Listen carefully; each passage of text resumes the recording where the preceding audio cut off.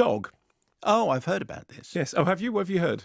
I've seen a picture Of Channing Tatum and a dog. A dog. And a 1 star next to it. Yeah. So, oh, really? Yeah. Oh, a bit silly. So, anyway. I don't take any notice of any reviews apart from yours. There comes a time in every leading man's life that they have to co-star with a dog, and usually takes, whether it's Tom Hanks in Turner and Hooch, or, Charles Grodin, Beethoven, Richard Gere, Archie, A Dog's Life. And recently we had A Dog's Purpose, Dennis Quaid.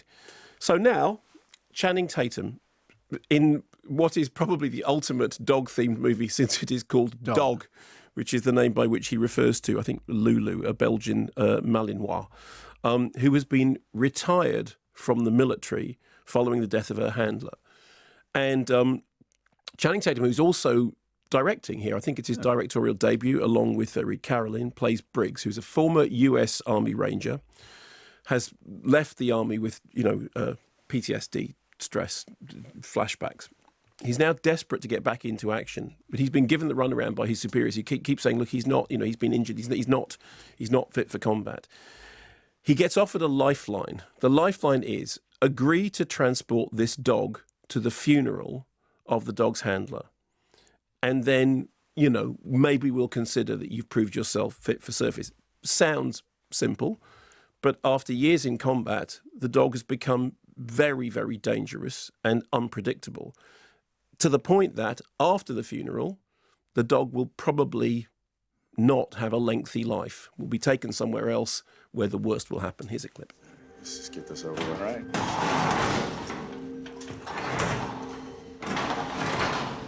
What's up, dog?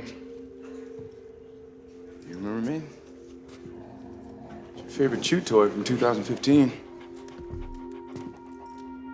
No? Me and you are gonna go on a little road trip. 1,500 miles. Just to act like your daddy's looking down on us from above. All right, I'm gonna leash you up. All right? Be cool. Easy. Easy. You really did give up, huh? What are y'all so scared of? She's mellowed out big time. So the dog, jumps from because just like his ears being touched. So here's the setup, okay? In order for this to happen, Channing Tatum has to take the dog to a funeral and then take it on somewhere where, bad things will happen. Mm. So it's a road trip with Channing Tatum and a dog. What do you think, if I pitch it to you, what's going to happen during the course of the road trip? I think what's going to happen is they will form a bond. Mm-hmm. And the bond will mean that the film does not have the ending that you outlined. Do you think that on the way, lessons will be learned on both sides? Definitely, yes. And I think that the dog will have to compromise and learn a few things. And Channing will go, I never realised that I could learn so much from a dog. Yeah. And they'll live happily ever after. So here's the most remarkable thing, right? Yes, it is possible to map out the plot of Dog as you have just done. I'll leave it to viewers to find out whether that is absolutely correct. But the interesting thing is how much fun it is. And there's always this thing about, people talk about, a film as being utterly predictable.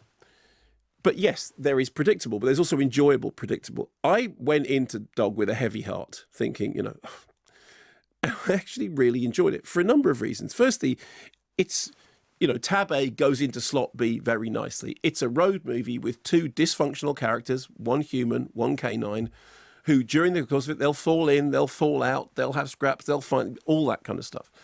So it's a growth story.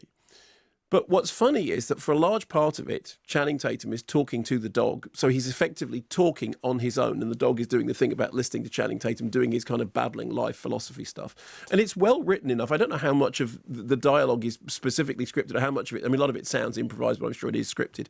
But it's rather charming. I laughed out loud several times. And in fact, I was in a screening in which I laughed quite loudly and then felt very embarrassed about the fact that I had laughed quite loudly at some of the gags in it.